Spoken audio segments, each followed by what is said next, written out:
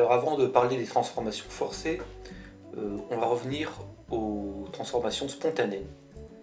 Donc ici on a deux demi-piles, une demi-pile avec le couple Fe2 plus Fe et une autre demi-pile avec le couple Zn2 plus Zn. On va relier ces deux demi-piles par un pont salin et puis on va relier le fer et le zinc par un fil conducteur. Une transformation spontanée va avoir lieu.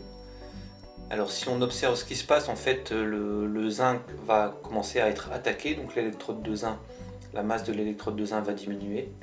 Donc ça veut dire qu'en fait le zinc se transforme en ion Zn2+. Et donc au passage ça va libérer deux électrons. Ces deux électrons vont pouvoir partir dans le circuit électrique. Donc on a ici une oxydation. Et donc si on a une oxydation, ça veut dire que l'électrode de zinc correspond à l'anode. Ces électrons vont arriver de l'autre côté vers l'électrode de fer. Et donc ces électrons vont pouvoir être captés par la solution de Fe2+. Donc la réaction électronique qui a lieu, c'est Fe2+, plus deux électrons donne un atome de fer. Donc cette électrode de fer va grossir. C'est une réduction. Et donc si c'est une réduction, l'électrode de fer sera la cathode. Donc ça c'est ce qu'on avait vu pour le sens d'évolution spontanée. Si on fait le bilan global de cette réaction-là, on reprend les deux demi-équations électroniques. Donc on fait la somme du côté gauche, on fait la somme du côté droit. Et donc on obtient Fe2+, plus Zn donne fer plus ion Zn2+. Donc c'est une transformation spontanée, c'est-à-dire que le quotient de réaction va se rapprocher de la constante d'équilibre. Eh bien, ce qu'on aimerait bien faire, c'est pouvoir inverser l'ordre des choses, c'est-à-dire essayer de faire fonctionner cette transformation dans l'autre sens.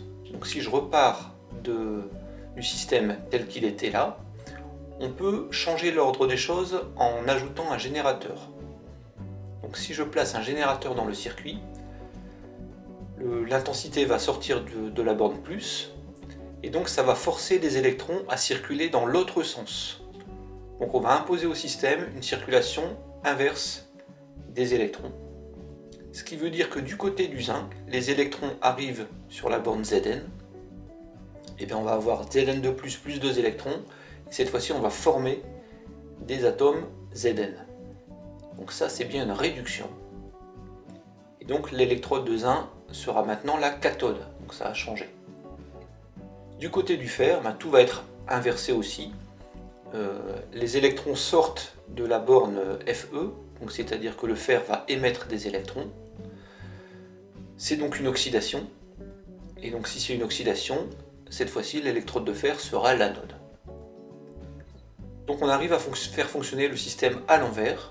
Si je reprends les deux demi-équations électroniques, on fait le total, on a la même équation mais dans l'autre sens. Donc Zn2+, plus Fe donne Zn plus Fe2+.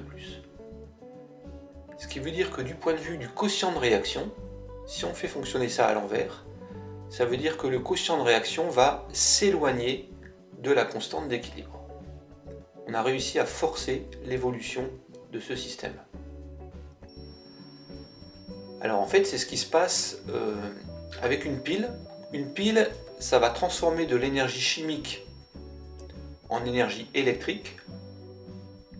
Et bien on peut forcer cette réaction à se faire dans l'autre sens.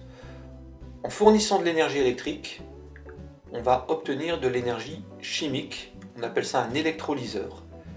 Et donc c'est le phénomène de charge de batterie finalement. Dans les téléphones, dans les voitures, etc. Toutes les batteries, ça fonctionne à l'inverse de la pile. L'énergie électrique est stockée sous forme d'énergie chimique.